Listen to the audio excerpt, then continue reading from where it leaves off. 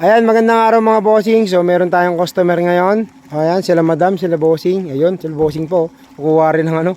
Ayan, sila bossing. Taga saan niya kayo, madam? Taytay po. Taytay lang, okay. Si bossing na tinawagan natin sa ibang bansa.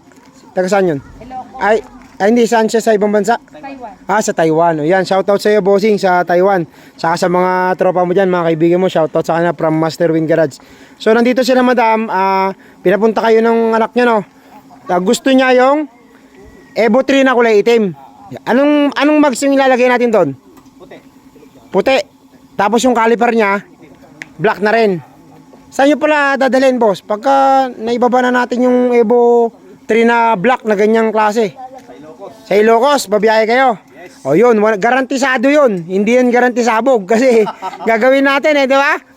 Sabi ko nga sa kanya, pag tumirik, babalik, sunugin niya, di ba? Sunugin, babalik yung pera. Pero habang sinusunog niya yung sasakyan, susunugin ko rin yung mekaniko ko. Di ba? Ayan, boss, baka may gusto mo na kayong shoutout na madam. Bossing.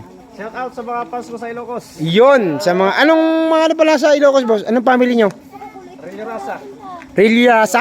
Ayan, shoutout po sa inyo. Sa inyo, madam? Enriquez family. Infanta, Quezon. Infanta Quezon. Yan, shoutout po sa mga Enriquez family.